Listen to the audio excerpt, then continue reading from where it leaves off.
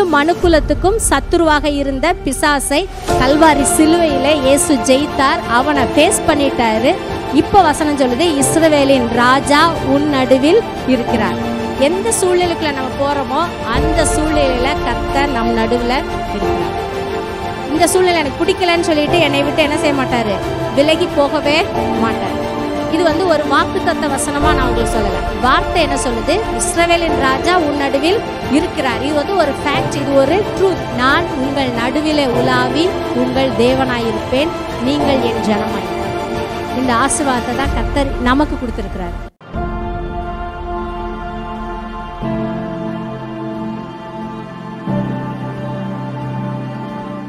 கர்த்தர் நல்லவர். ஆமென். கர்த்தர் நல்லவர். நம்முடைய வாழ்க்கையில் நன்மைகளை செய்கிற நல்ல தேவனாக, நல்ல தகப்பனாக இருக்கிறார். நம்முடைய வாழ்க்கையில் நற்கிரியைகளை ஆரம்பித்திருக்கிறார்.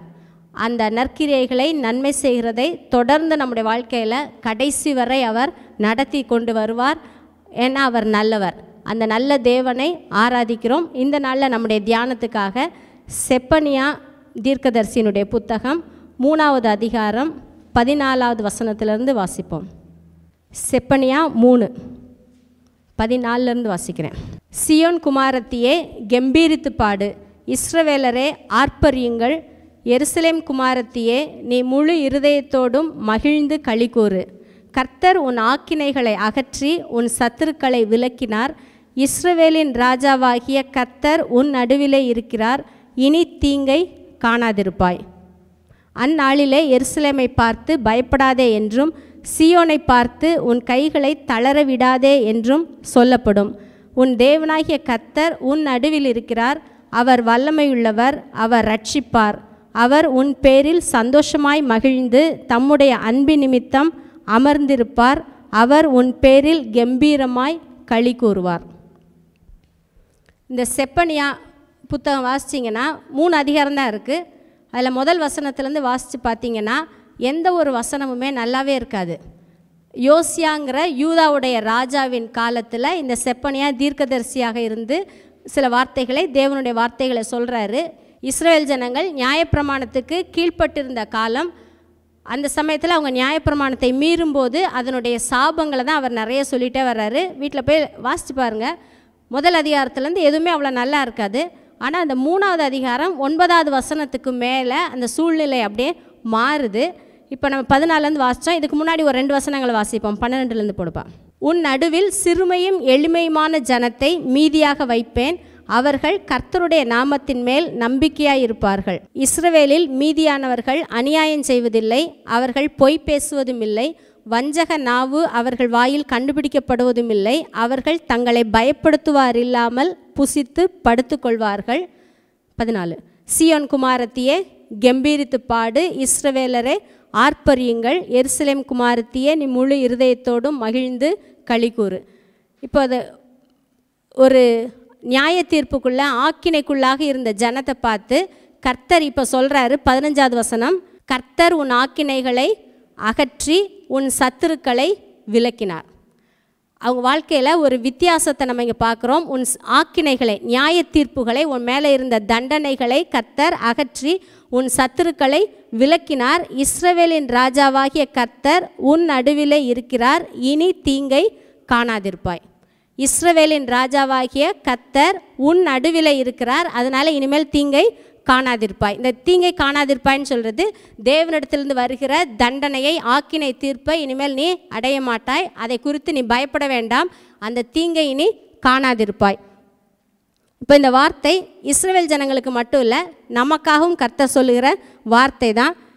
இந்த உன் சத்துருக்களை விலக்கினார்னு போட்டிருக்கல. இது வந்து நம்ம சாதாரணமாக பார்த்தோன்னா என்ன நினைப்போன்னா, இஸ்ரவேல் ஜனங்களுக்கு விரோதமாக யார் யார் சத்துருக்களாக இருந்தாங்களோ அவங்களெல்லாம் கர்த்தர் விலக்கிட்டார்னு நம்ம நினைப்போம்.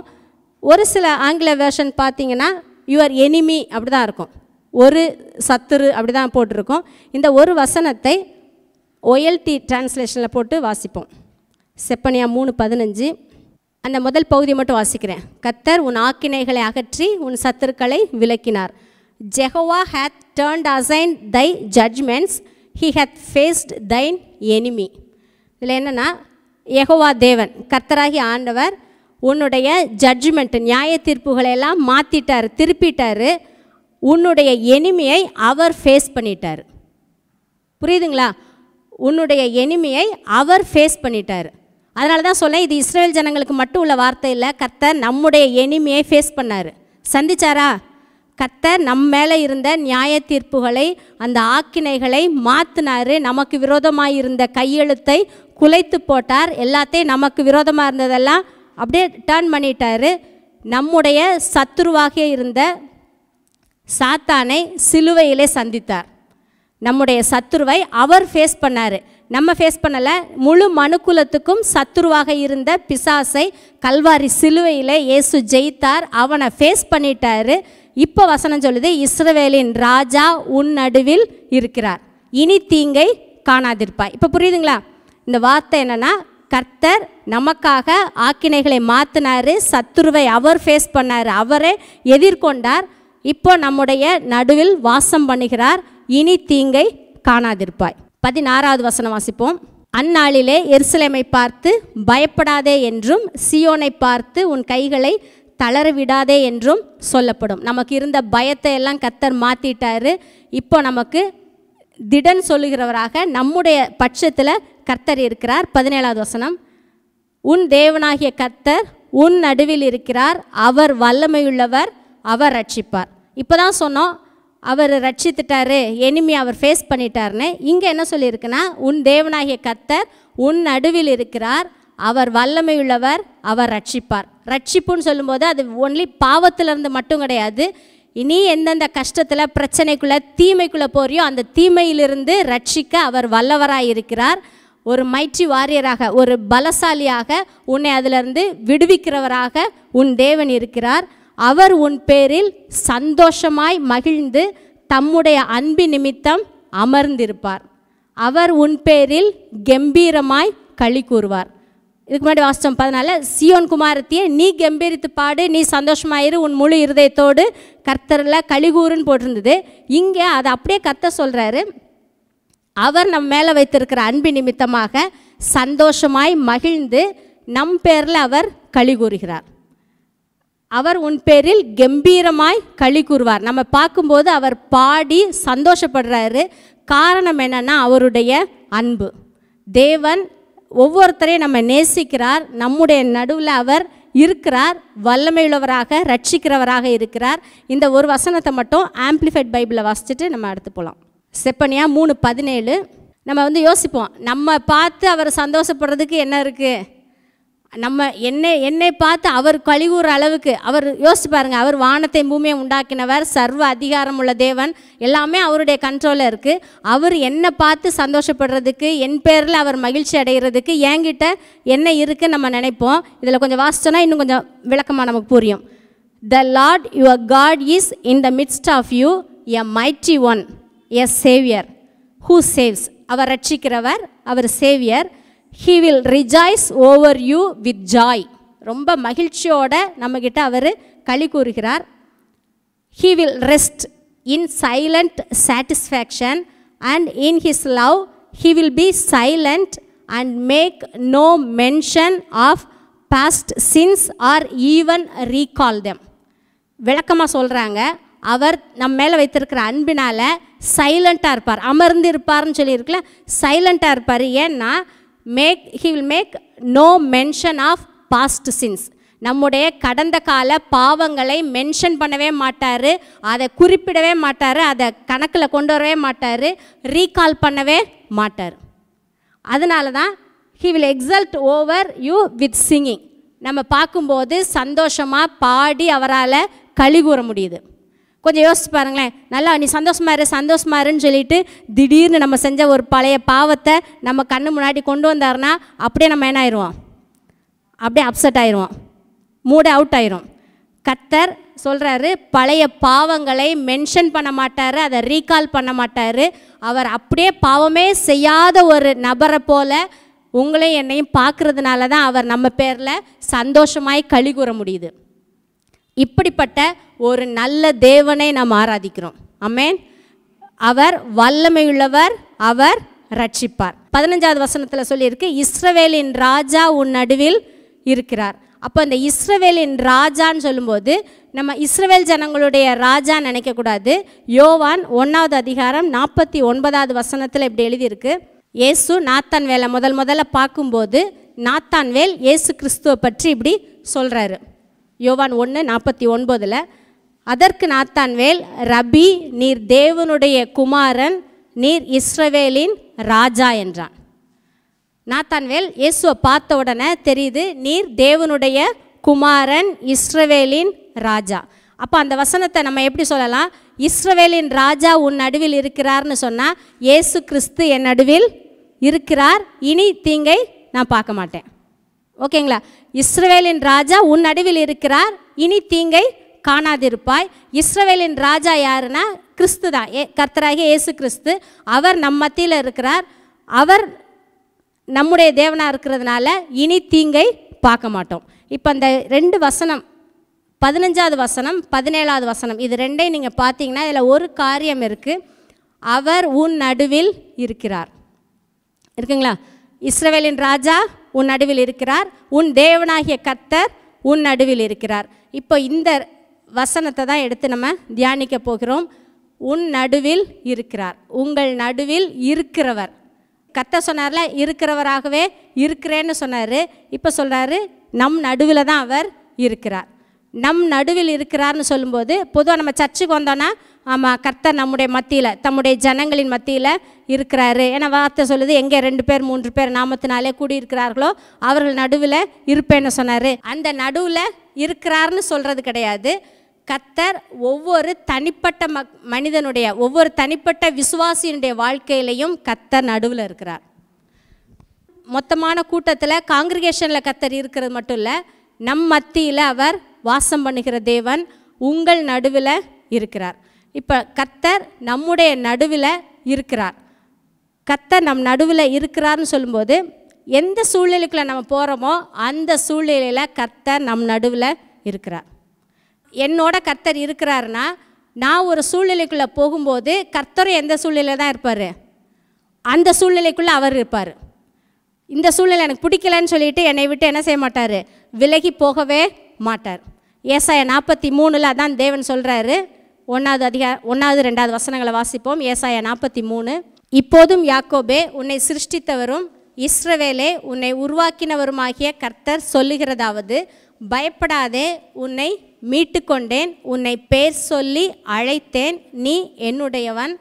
நீ தண்ணீர்களை கடக்கும்போது நான் உன்னோடு இருப்பேன், நீ ஆறுகளை கடக்கும்போது அவைகள் உன்மேல் புரளுவதில்லை, நீ அக்கினியில் நடக்கும்போது வேகாதிருப்பாய், அக்கினி ஜுவாலை உன் பேரில் பற்றாது.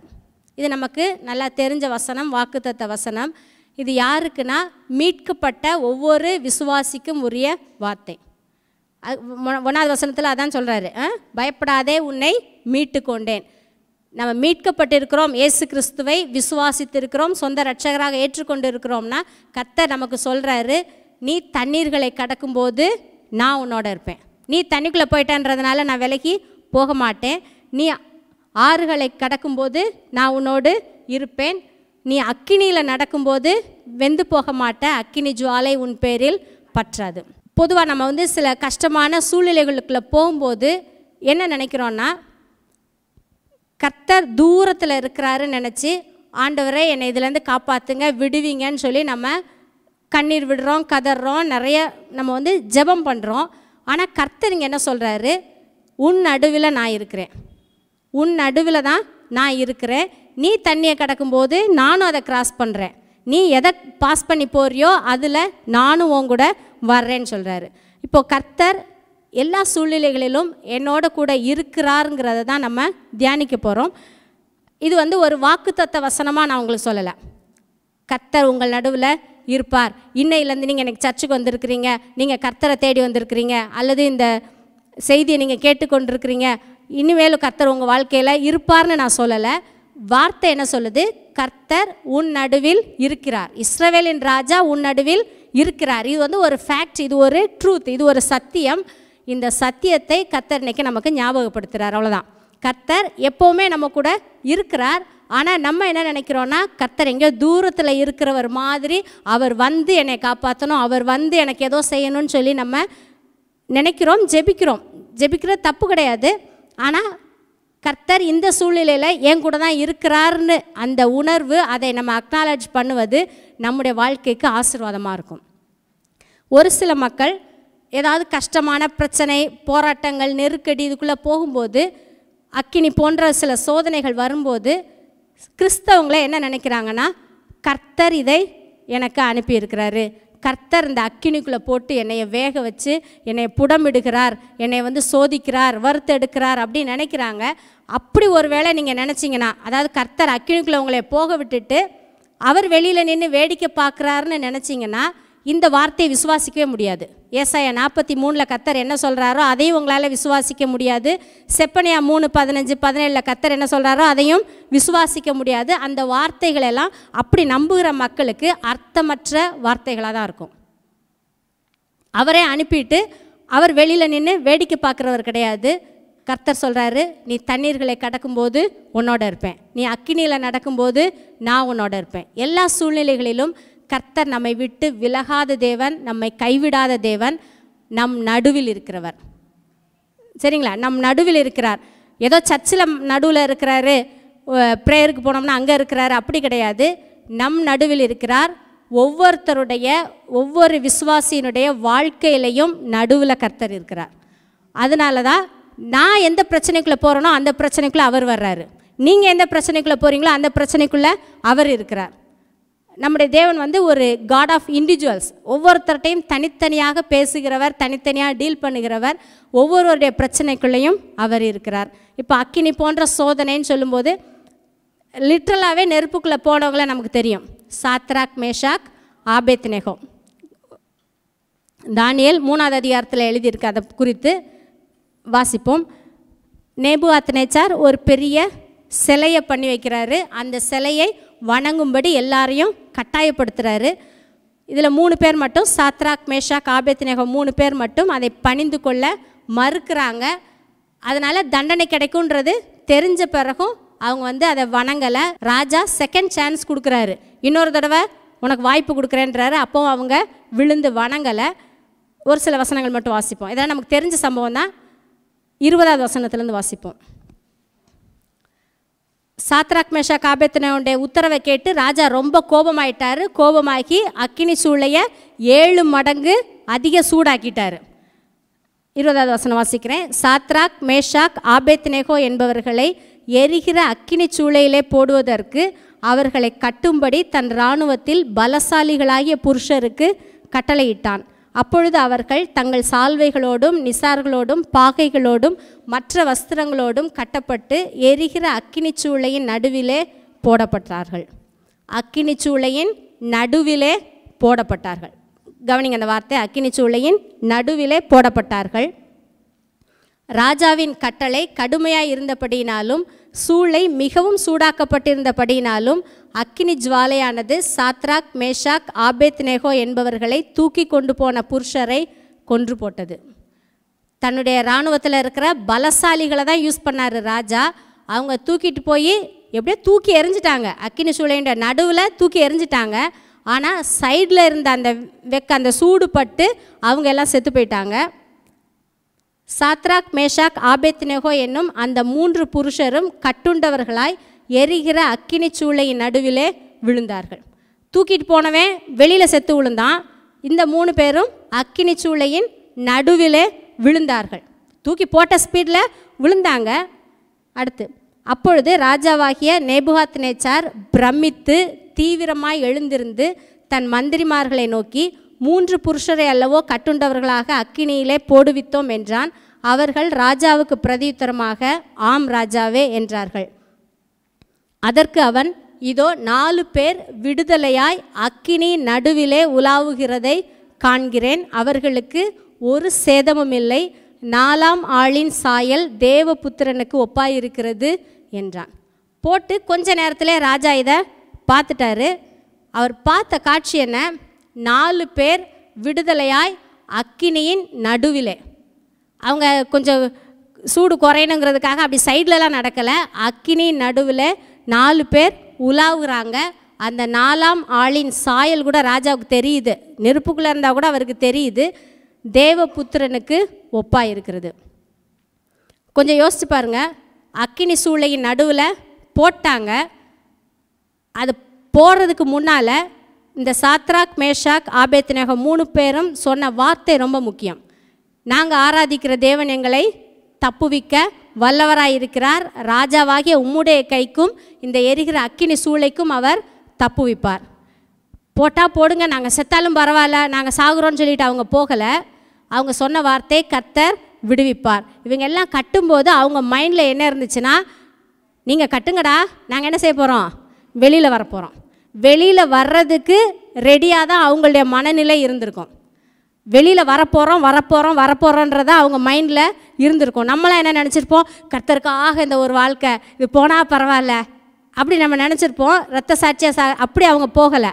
கர்த்தருக்காக மரித்தா பரவாயில்லன்னு நினச்சவங்க போல அவங்க போனது என்னென்னா, வெளியே வருவேன், வெளியே வரப்போகிறோன்னு நினச்சாங்க.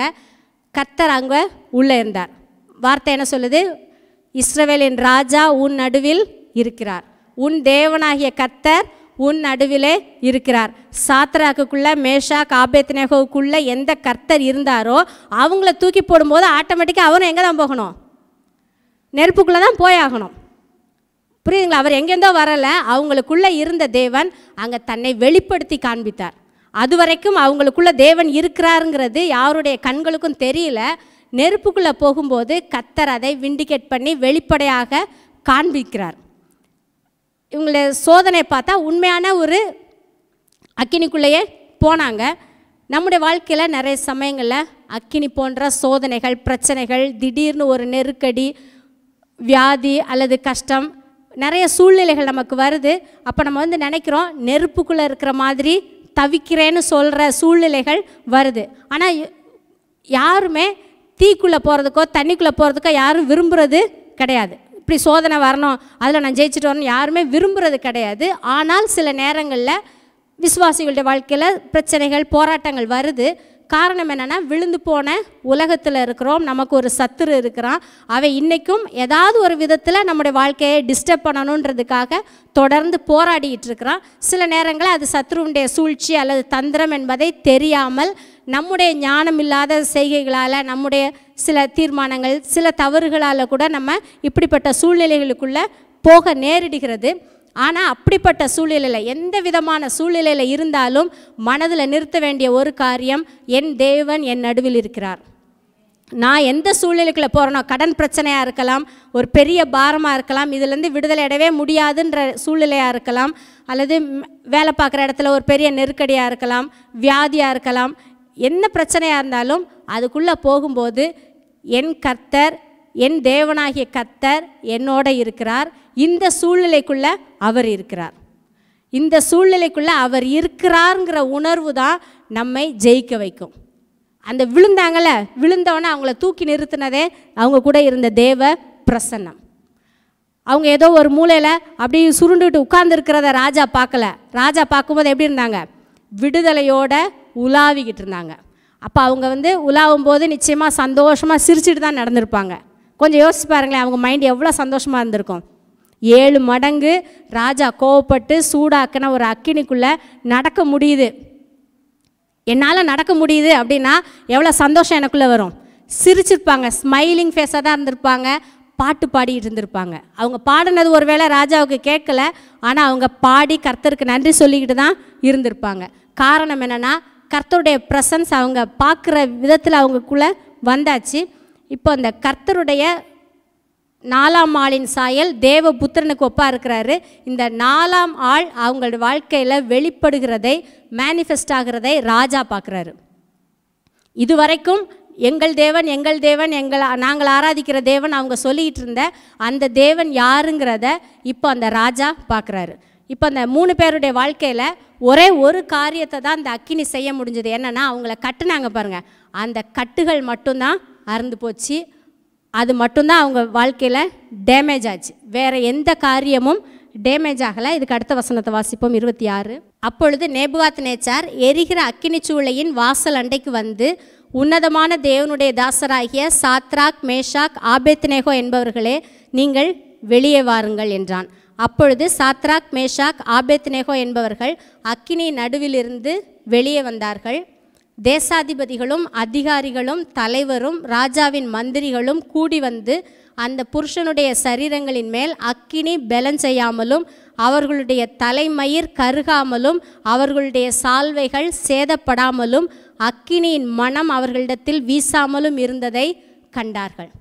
கொஞ்சம் யோசிச்சு பாருங்கள். அப்படியே 3 பேர் வர்றாங்க. வெளியில் வரும்போது 3 பேர் தான் வருவாங்க. 4வது ஆள் வெளியில் வரமாட்டார். ஏன்னா அவங்களுக்குள்ளே தான் இருக்கிறாரு.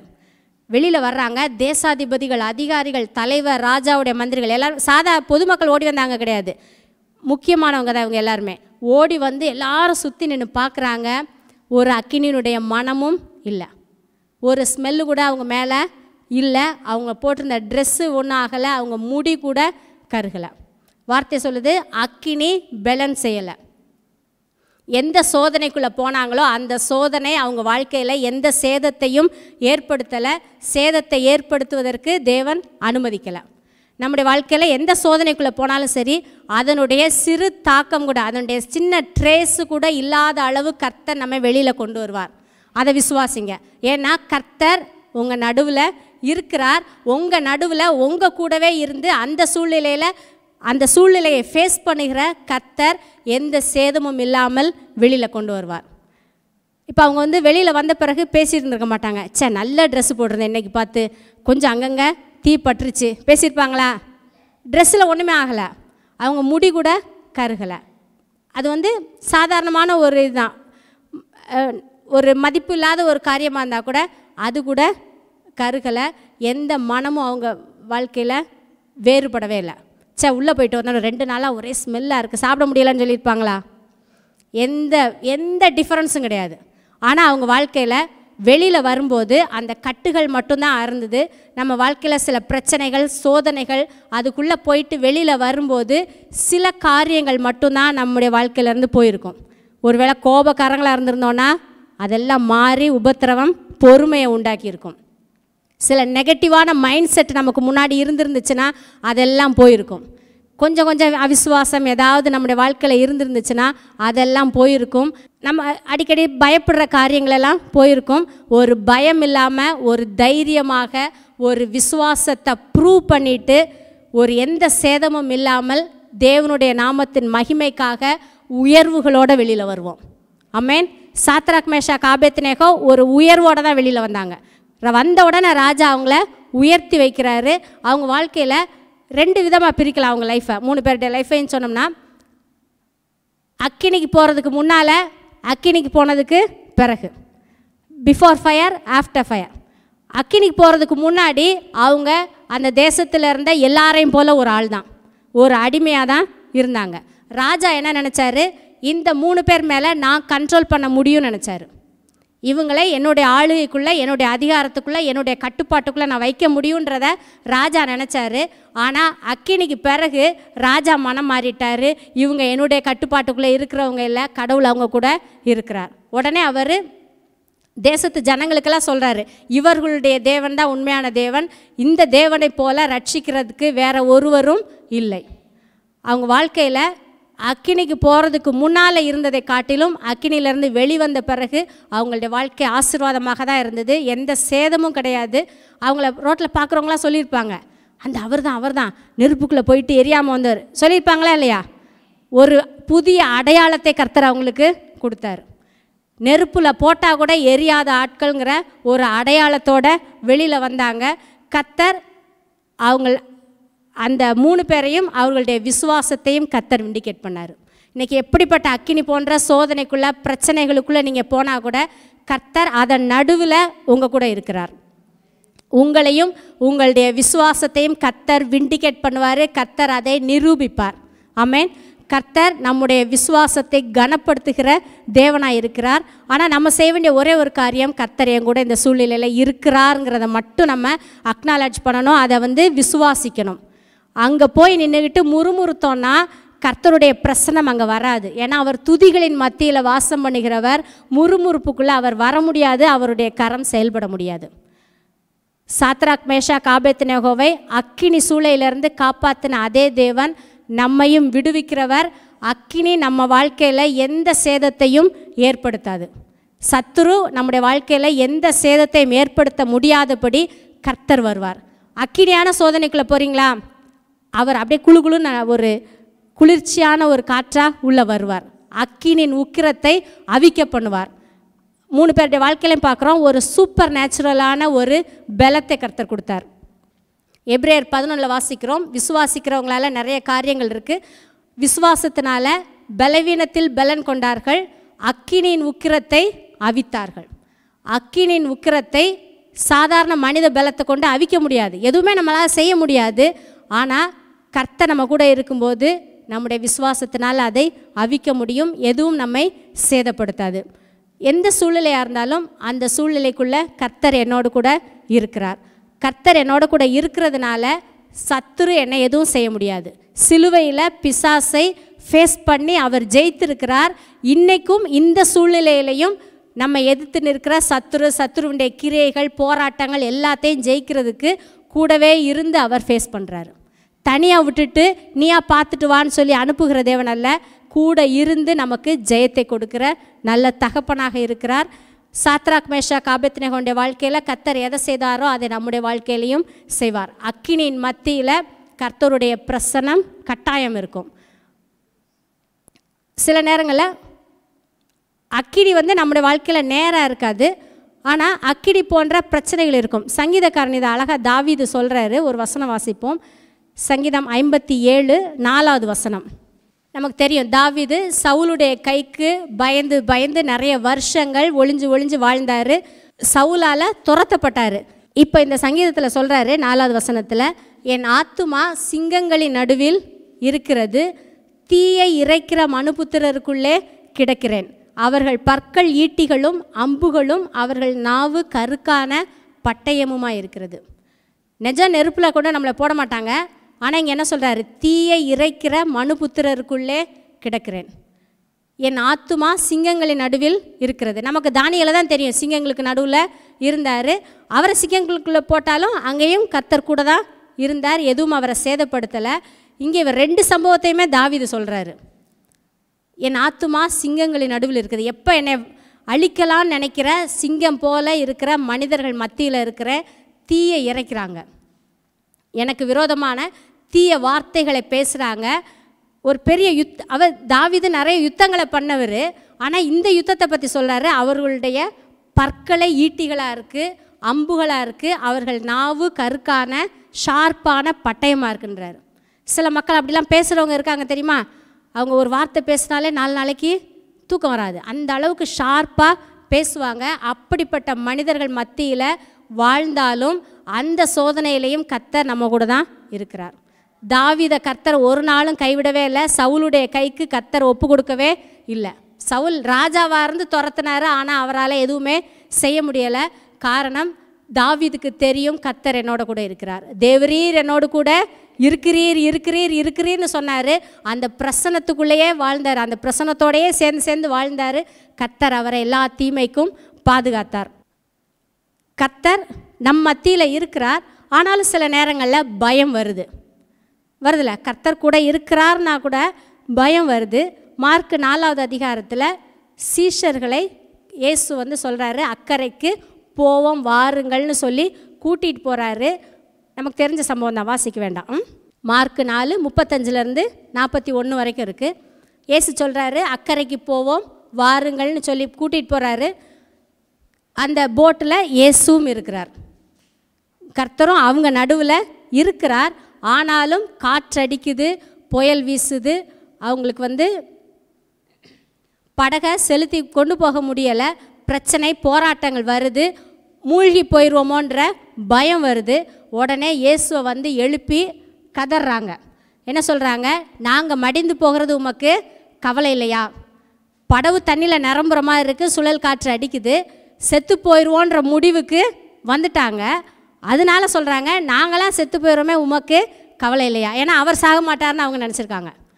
இந்த போட்டில் இருந்தால் கூட இயேசு எப்படியும் தப்பிச்சிடும், ஏன்னா அற்புதங்களெல்லாம் செய்கிறாரு, அவருக்கு ஒன்றும் பிரச்சனை இல்லை, நமக்கு தான் பிரச்சனை, நம்மளை பற்றி கவலை இல்லாமல் அவர் தூங்குறாருன்னு கேட்குறாங்க.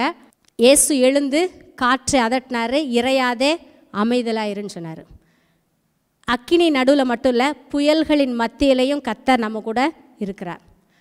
எப்படிப்பட்ட புயல் அடித்தாலும், காற்று எதிர்காற்றாக இருந்தாலும், எதிரான சூழ்நிலைகள் இருந்தாலும், அதன் மத்தியில் கர்த்தர் நம்மோட தான் இருக்கிறாரு. உங்களுடைய வாழ்க்கை படகுல கர்த்தர் உங்கள் கூட தான் இருக்கிறார். இஸ்ரவேலின் ராஜா உன் நடுவில் இருக்கிறார். கர்த்தர் உங்கள் கூட இருக்கிறதுனால பயப்பட வேண்டாம். இப்போ நம்ம சில நேரம் யோசிப்போம், அவங்க என்ன அவ்வளோ அற்புதங்களெல்லாம் பார்த்தவங்க, அவர் கூடவே இருந்தாங்க, அவங்களுக்கு எப்படி அவ்வளோ பயம் வந்துச்சு? ஏசு போட்டில் இருக்கும்போதே எப்படி பயம் வரும் நம்ம நினைக்கிறோம். ஆனால் இப்பவும் ஏசு நம்ம கூட தான் இருக்கிறார். வார்த்தையாக நம்ம கூட தான் இருக்கிறார். இந்த பைபிளை கையில் வச்சுக்கிட்டே, இந்த பைபிளை படிச்சுக்கிட்டே தான் நம்மளும் என்ன செய்கிறோம்? பயப்படுறோம். சில நேரங்களில் அவிசுவாசம் வருது, பயம் வருது, என்ன செய்வோமோ, மூழ்கிடுவோமோ, இந்த புயல் என்னை ஒன்றும் இல்லாமல் ஆக்கிருமோன்ற சில சந்தேகங்கள் வருது. ஆனால் கர்த்தர் நம் மத்தியில் இருக்கிறார். யோவான் 6 இந்த சம்பவத்தில் இயேசு கூட தான் போட்டில் இருந்தார். யோவான் 6 இயேசு அக்கறைக்கு போங்கன்னு சொல்லி சீஷர்களை மட்டும் அனுப்பிவிட்டார்.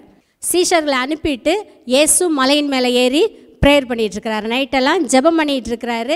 இப்போ சீஷர்கள் போகிறாங்க, எதிர்காற்றாக இருக்குது, அவங்களால போட்டை ஓட்டி போக முடியலை, காற்றும் கடலும் கொந்தளிக்குது, அவங்க திணறிட்டு இருக்கிறாங்க. திணறிட்டு இருக்கும்போது அந்த புயலின் மத்தியில் நடந்து வந்தார். வேறு போட்டு கிடையாது. சரி, காலையில் ஆகட்டும் போட்டு ஏறி போகலான்னு இயேசு இருக்கலை. ஏன்னா தன்னுடைய பிள்ளைகள் எங்கே இருக்கிறாங்களோ அங்கே இருக்கிறதுக்கு தான் அவருக்கு விருப்பம். எந்த புயலுக்குள்ளே, எந்த பிரச்சனைக்குள்ளே நம்ம இன்றைக்கி போகிறோமோ அந்த பிரச்சனையில் அலசடிப்பட்டு நம்ம கஷ்டப்பட்டு மூழ்கி போகிறது தேவனுடைய விருப்பம் அல்ல. அதிலிருந்து பாதுகாக்கிறதுக்காக இயேசு நடந்து வந்துட்டார். பார்த்தார், ஒன்றும் போட்டு இல்லை, இருட்டாக தான் இருக்குது, பரவாயில்ல நடந்து போயிடலான்னு சொல்லிட்டு நடந்து வந்தார். அவர்களை பத்திரமாக கரை சேர்த்தார். கர்த்தர் நமக்காக ஒவ்வொருத்தருக்கும் ஒவ்வொரு டெஸ்டினி வச்சுருக்கிறார், இலக்கு வச்சுருக்கிறாரு. அதை நோக்கி போய்கிட்டு இருக்கிறோம். இந்த பிரயாணத்தில் எப்படிப்பட்ட புயல்கள், பிரச்சனைகள் என்ன வந்தாலும் அதன் நடுவில் கர்த்தர் நம்மோடு இருக்கிறார். ஆமென். கர்த்தர் என்னோடு இருக்கிறார், என் நடுவில் இருக்கிறார். இந்த புயலின் மத்தியில் அவர் இருக்கிறார். இதை மட்டும் மைண்டில் வச்சுட்டு கர்த்தர்கிட்ட பேசிகிட்டே இருந்தோன்னா கர்த்தர் சொல்லி தருவார். அவருடைய ஞானத்தின்படி, அவருடைய ஆலோசனையின்படி இதை எப்படி மேற்கொள்கிறதுன்றதுக்கான காரியங்களை அவர் சொல்லி தருவார். ஏற்ற வார்த்தைகளை நமக்கு ஞாபகப்படுத்துவார். ஆவியானவருடைய உதவியை நமக்கு தருவார். அதெல்லாத்தையும் மேற்கொண்டு ஜெயிச்சு நம்முடைய பிரயாணத்தை நம்ம ஜெயமாக மேற்கொள்ள முடியும். அக்கினி வந்தாலும் பரவாயில்ல, புயல்கள் மத்தியிலையும் கர்த்தர் கூட இருப்பார். சிறைச்சாலையின் மத்தியிலையும் கர்த்தர் இருப்பார். நமக்கு நல்லா தெரிஞ்ச சம்பவம் தான், நான் உள்ளே போகலை. அப்போஸ்தலர் 16 பவுலை சீலாவையும் அடித்து காயப்படுத்தி தொழுமரத்தில் கட்டி சிறைச்சாலையில் வச்சுட்டாங்க. அவங்களுக்கு தெரியும் கர்த்தர் எங்கள் மத்தியில் இருக்கிறார். எங்கேயோ இருக்கிற தேவன் அவங்க ஆராதிக்கலை, தங்களுக்குள்ளே இருக்கிற தேவனை ஆராதித்தாங்க. மற்ற கைதிகளெல்லாம் கேட்கக்கூடிய அளவுக்கு சத்தமாக பாட்டு பாடினாங்க. சில புயல்கள் நமக்கு வரும்போது நம்மை அசைக்கிறதுக்காக தான் வருது. நம்ம அதில் ஒரு நிலையாக நம்ம போகக்கூடாது, நம்ம ஷேக் பண்ணணும், அசைக்கணுங்கிறதுக்காக புயல்கள் வருது. ஆனால் அப்படிப்பட்ட புயல்களையும் தாண்டி போகிறதுக்கு கர்த்தர் நமக்கு கிருபை செய்கிறார். வாசிப்போம் சங்கீதம் 46 1வது வசனத்துலேருந்தே வாசிப்போம். தெரிஞ்ச சங்கீதம் தான். தேவன் நமக்கு அடைக்கலமும் பெலனும் ஆபத்து காலத்தில் அனுகூலமான துணையுமானவர். ஆகையால் பூமி நிலை மாறினாலும் மலைகள் நடு சமுத்திரத்தில் சாய்ந்து போனாலும் அதன் ஜலங்கள் கொந்தளித்து பொங்கி அதன் பெருக்கினால் பர்வதங்கள் அதிர்ந்தாலும் நாம் பயப்படோம். ஒரு நதியுண்டு, அதன் நீர்க்கால்கள் தேவனுடைய நகரத்தையும் உன்னதமானவர் வாசம் பண்ணும் பரிசுத்த ஸ்தலத்தையும் சந்தோஷிப்பிக்கும். தேவன் அதன் நடுவில் இருக்கிறார், அது அசையாது. தேவன் அதன் நடுவில் இருக்கிறார், அது அசையாது. நம்ம அசைக்கிறதுக்காக புயல்கள் வரலாம், போராட்டங்கள், பிரச்சனைகள், எதிர்மறையான காரியங்கள் வரலாம். ஆனால் வார்த்தை சொல்லுகிறது தேவன் அது நடுவில் இருக்கிறார். 4வது வசனம் சொல்லுது, ஒரு நதி உண்டு, அது நீர்க்கால்கள் தேவனுடைய நகரத்தையும் உன்னதமானவர் வாசம் பண்ணும் பரிசுத்த ஸ்தலத்தையும் சந்தோஷிப்பிக்கும். தேவனிடத்திலிருந்து வருகிற கிருபை நதியை, கிறிஸ்துவாகிய நதியை நம்ம பெற்றிருக்கிறோம். தேவனுடைய நகரமாக நாம் இருக்கிறோம். நம் நடுவில் தேவன் இருக்கிறார், அதனால் அசைக்கப்பட மாட்டோம். ஆமென். நாம் அசைக்கப்படுவதில்லை. எந்த சூழ்நிலை வந்தாலும் தேவன் நடுவில் இருக்கிறதுனால அசைய மாட்டோம். பவுலும் சீலாவும் அசைக்கப்படலை, அவங்க துதிச்சாங்க. துதிக்கும்போது கர்த்தருடைய பிரசன்னத்தை அங்கே கர்த்தர் அப்படியே வெளியரங்கமாக காண்பித்தார். சிறைச்சாலை அதிர்ந்தது. அவங்க அசையலை, அவங்க இருந்த இடம் அசைந்தது. புரியுதுங்களா? போட்டு ஆடலாம், ஆனால் அந்த போட்டோட சேர்ந்து ஒருவேளை நம்முடைய சரீரம் கூட ஆடலாம், மனசு அசையக்கூடாது. நம்முடைய மனதில் ஒரு நிமிஷம் கூட அசைஞ்சு நம்ம போகக்கூடாது. கர்த்தர் என்னோட இருக்கிறார், கர்த்தர் என்னோட இருக்கிறார். இந்த சூழ்நிலையில் கர்த்தர் என்னை வெளியில் கொண்டு வருவார். நான் வெந்து போகவும் மாட்டேன், நான் அசைந்து போகவும் மாட்டேன், நான் எந்த விதத்திலும் சேதப்பட்டு போக மாட்டேங்கிறத மைண்டில் நிறுத்தணும். நம்முடைய மனசு அசையக்கூடாது. தேவன் அது நடுவில் இருக்கிறார், அது அசையாது. நம்முடைய வில் பவரை கொண்டோ நம்முடைய சரீர பலத்தை கொண்டோ அப்படி அசையாமல் நான் இருந்துருவேனெல்லாம் சொல்ல முடியாது. தேவனுடைய கரம் நம்ம கூட இருக்கிறது. தேவன் நம் நடுவில் இருக்கிறார். இப்போ சில காரியங்களை பார்த்தோம். அக்கினியின் மத்தியில், புயல்களின் மத்தியில், சிறைச்சாலையின் மத்தியில் கர்த்தர் நம்ம கூட இருக்கிறார். சில பேருடைய வாழ்க்கையில் என் வீடே எனக்கு சிறைச்சாலமாக இருக்குதுன்னு நினைக்கிறாங்க. நான் விரும்பினதை செய்ய முடியல, நான் விரும்புகிற மாதிரி சர்ச்சுக்கு போக முடியலை, ஆராதிக்க முடியலை. சில மக்கள் இருக்கிறாங்க, கர்த்தரை உண்மையாக நேசிக்கிறாங்க, ஆனால் அவங்களுடைய வீடே அவங்களுக்கு ஒருவேளை சிறைச்சாலையாக இருக்கலாம். விரும்பின காரியங்களை செய்ய முடியலை. எப்படி இருந்தாலும் நீங்கள் எந்த சிறைச்சாலைக்குள்ளே இருந்தாலும் அதுக்குள்ளே இருந்து கர்த்தரை துதிங்க. கர்த்தரை துதிக்கிறதுக்கு நம்முடைய மனசு தானே. கர்த்தரை ஆராதிக்கும் போது கர்த்தர் அந்த நீங்கள் எந்த சிறைச்சாலையில் இருக்கிறீங்களோ, எந்த பிரிசனில் இருக்கிறீங்களோ, அதையே உங்களுடைய பேலஸாக கர்த்தர் மாற்றுவார். உங்களுக்கான அங்கீகாரத்தை கர்த்தர் கொடுப்பார், உங்களுக்கான அதிகாரத்தை கொடுப்பார். கர்த்தர் உங்களை அதே இடத்துல ஆசீர்வதிப்பார். சிறைச்சாலையிலையும் கர்த்தர் உயர்த்துவார். பவுலை எல்லாரும் அடுத்து பார்த்திங்கன்னா, பவுலை சீலாவையும் நைட்டே அந்த சிறைச்சாலைக்காரர் கூட்டிகிட்டு போகிறாரு. வீட்டில் போய் மருந்து கொடுக்குறாரு, சாப்பாடு கொடுக்குறாரு. அடுத்த நாள் காலையில் ரொம்ப மரியாதையோடு அவரை வெளியில் அனுப்பி விடுறாங்க. எந்த இடத்துல துதிக்கிறோமோ அந்த இடத்துல கர்த்தர் வெளிப்படுகிறார். நம்முடைய வாழ்க்கையில் இருக்கிற சிறைச்சாலைகளை கர்த்தர் மாற்றுகிறார். ஒரே ஒரு காரியம் சொல்கிறேன். யுத்தங்களின் நடுவிலையும் கர்த்தர் கூட இருக்கிறார். வேதத்தில் வாசிச்சிங்கன்னா நிறைய யுத்தங்களை பற்றி நம்ம வாசிக்கிறோம். ஒவ்வொரு யுத்தத்திலையும் யாரெல்லாம் கர்த்தரை அந்த யுத்தத்துக்குள்ளே கொண்டு வந்தாங்களோ அவங்க ஜெயம் எடுத்தாங்க. கர்த்தரை யுத்தத்துக்குள்ளே கொண்டு வந்துட்டு யாரும் தோற்றதாக சரித்திரமே கிடையாது. ஒரே ஒரு வசனம் மட்டும் வாசிக்கிறேன். யாத்ராகமம் 14வது அதிகாரம் 20வது வசனம். இஸ்ரவேல் ஜனங்கள் எகிப்து தேசத்துலேருந்து வெளியில் வந்துட்டாங்க. ஆனால் திரும்ப பார்வோன் துரத்திட்டு வர்றாரு. பார்வோனுடைய சேனை ரொம்ப ஒரு விகரசாக துரத்திட்டு வரும்போது கர்த்தருடைய பிரசன்னம், அவங்களுக்கு முன்னால் போன பிரசன்னம், அந்த மேகஸ்தம்பம், அக்கினி ஸ்தம்பம் பின்னால் விலகி வருது. 20வது வசனம் சொல்லுது, அது எகிப்தியரின் சேனையும் இஸ்ரவேலரின் சேனையும் ரா முழுவதும் ஒன்றோடொன்று சேராதபடி அவைகள் நடுவில் வந்தது. எகிப்தியருக்கு அது மேகமும் அந்தகாரமுமாய் இருந்தது, இஸ்ரவேலருக்கோ அது இரவை வெளிச்சமாக்கிற்று. கர்த்தருடைய பிரசன்னம் இதை தான் செய்யும். நமக்கு விரோதமாக யுத்தம் பண்ணுகிற மனிதர்களோட போராடுறதுக்கு நமக்கு ஒருவேளை பலன் இல்லாமல் இருக்கலாம். ஆனால் கர்த்தருடைய பிரசன்னம் உங்களுக்கும் உங்கள் எதிரிக்கும் நடுவில் நிற்கும். கொஞ்சம் யோசிச்சு பாருங்கள். எத்தனையோ பிரச்சனைகளை நம்ம இன்னும் அழிந்து போகாமல் உயிரோட உலகத்தில் வாழ்கிறோம் அப்படின்னா கர்த்தருடைய பிரசன்னம் நமக்கும் நம்முடைய எதிரிகளுக்கும் நடுவில் நின்றுது. கர்த்தர் நம்மை பாதுகாத்து தான் கொண்டு வந்திருக்கிறார். ஒருவேளை நம்ம ஃபீல் பண்ணாமல் இருந்திருக்கலாம். நமக்கு தெரியாத எத்தனையோ யுத்தங்களை தேவன் நமக்காக சந்திச்சிருக்கிறாரு. எல்லா சூழ்நிலையிலையும் கர்த்தர் நம்ம கூட இருந்திருக்கிறார். சில சூழ்நிலைகளுக்குள்ளே நம்ம தனியாக தான் போய் ஆகணும். நம்மளை நேசிக்கிற கணவனோ மனைவியோ இருக்கலாம், அம்மா அப்பா இருக்கலாம். ஆனால் சில சூழ்நிலைகளை நம்ம தனியாக தான் ஃபேஸ் பண்ண வேண்டிய கட்டாயம் இருக்கும். இப்போ நீங்கள் வேலை பார்க்குற இடத்துல ஒரு பிரச்சனைனா அதிகாரிகளுடைய தயவு இல்லாமல் இருக்குது, எல்லோரும் ரொம்ப உங்களை ரூடாக நடத்துகிறாங்கனாலும் அடுத்த நாள் காலையில் நீங்கள் தான் அங்கே வேலைக்கு போகணும். நீங்கள் தான் போயாகணும். நீங்கள் தான் அந்த சூழ்நிலையை சந்திச்சாகணும். ஆனால் நீங்கள் போகும்போது கஷ்டப்பட்டு முறுமுறுப்போட போகாதீங்க. வாங்க ஆண்டவரை போய் பார்ப்போம், நீங்கள் இருக்கிறீங்க, போவோம், போய் ஜெயிப்போன்ற மனநிலையோடு போகணும். நம்முடைய மனநிலையை ஒரு அசைக்கப்படுறதுக்கு இடம் கொடுக்கக்கூடாது. நம்முடைய ஆட்டிடியூடை சரியாக வச்சுக்கணும். கர்த்தர் என்னோட இருக்கிறார். சில நேரங்களில் இந்த ஆப்ரேஷன் தியேட்டருக்கு கொண்டு போவாங்க, பார்த்துருக்கீங்களா? அப்படி நம்ம ட்ரெஸ் எல்லாம் மாற்றிடுவாங்க, நம்ம செயின் வளையல் எல்லாத்தையும் கழட்டிடுவாங்க. அப்போது ஒரு ஃபீல் வரும். அப்போ யாருமே வர முடியாது பக்கத்தில். ஆனால் கர்த்தர் கூட இருக்கிறார். வாங்காண்டவரை போயிட்டு ஜம்முன்னு வருவோம். அந்த தைரியத்தோடு ஃபேஸ் பண்ணணும். எந்த சூழ்நிலையாக இருந்தாலும் நம்ம தனியாக போக வேண்டிய சூழ்நிலைகள் வரலாம். என்ன வந்தாலும் கர்த்தர் அதில் என் கூட வர்றாரு. கர்த்தர் என் கூட தான் இருக்கிறார். இந்த நினைவு, இந்த சத்தியம் நம்மை தூக்கி நிறுத்தும், வெளியில் பத்திரமாக கொண்டு வரும். இப்போ நம்ம சில சாத்ராக் மேஷாக் ஆபேத்நேகோ சில நிமிஷங்கள் தான் நெருப்புக்குள்ளே இருந்தாங்க. சீஷர்கள் கொஞ்ச நேரம்தான் அந்த புயல்களின் மத்தியில் இருந்தாங்க. ஒருவேளை நீங்கள் நினைக்கலாம், என் வாழ்க்கையில் எல்லாமே புயலாக இருக்குது, பிரச்சனையாக இருக்குது, பல வருஷங்களாக நான் இதை கடந்துக்கிட்டே இருக்கேன் அப்படி நினச்சிங்கன்னா யோசேப்புடைய வாழ்க்கையை யோசிச்சு பாருங்க. ஆதியாகமத்தில் இருக்கிற யோசேப்பு எல்லாமே அவருக்கு வந்துச்சு. பிரச்சனை வந்துச்சு, போராட்டம் வந்தது, அப்பா விட்டு பிரிக்கப்பட்டார், குழிக்குள்ளே போனார், போத்திபார் வீட்டுக்கு போனார், பொய்யாய் குற்றச்சாட்டப்பட்டு ஜெயிலுக்குள்ளே போனார். எல்லா சூழ்நிலையிலையும் கர்த்தர் அவரோடு இருந்தார். கர்த்தர் அவரோடு இருந்தார். இந்த எல்லா தானியேல், சாத்ராக், மேஷாக், ஆபேத்நேகோ எல்லாருடைய பாடுகளை காட்டிலும் அதிகமாக யோசேப்பு 13 வருஷங்களுக்கு பிறகு கர்த்தர் மகிமையாக உயர்த்தினார். அவருடைய வாழ்க்கையில் ஒரு நாள் கூட முறுமுறுக்கலை. கர்த்தர் கூட இருக்கிறாருன்ற நம்பிக்கை அவரோட இருந்தது. தனிமை, சில பேருக்கு அந்த தனிமை, டிப்ரெஷன், சிலரால் ஏமாற்றப்பட்ட காரியங்கள், எந்த சூழ்நிலையாக இருந்தாலும் சரி, யோசேப்புக்கு மேலே யாருக்கும் இருக்காது அநேகமாக.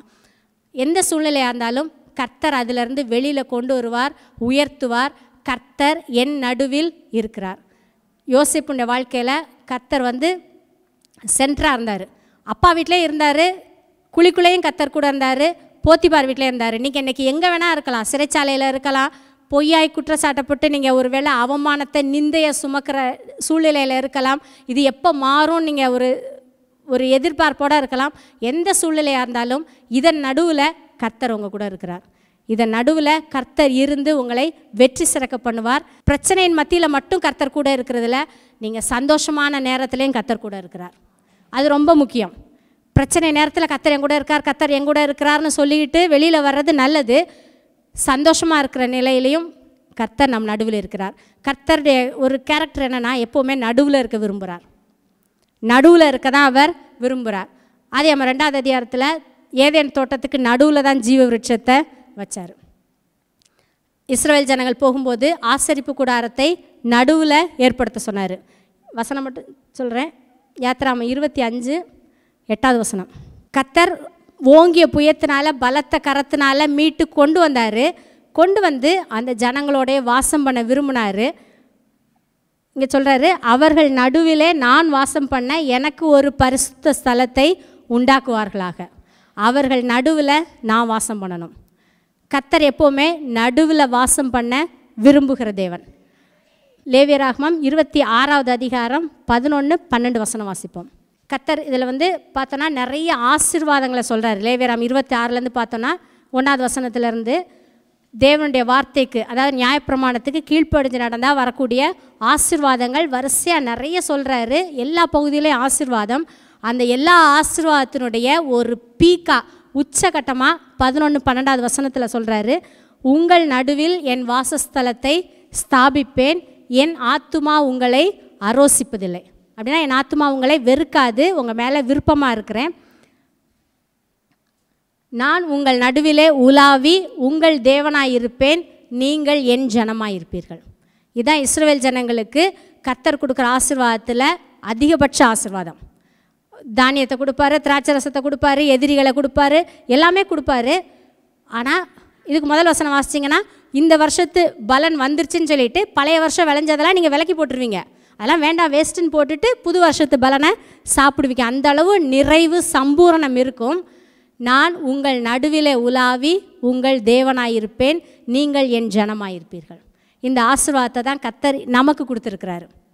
கர்த்தர் நம் மத்தியிலே உலாவுகிற தேவன். இஸ்ரவேல் ஜனங்களோட கூட வந்தார். ஆசரிப்பு கூடாரத்தை ஒரு ஓரமாக போட சொல்லலை, கரெக்டாக நடுவில் வைக்க சொன்னார்.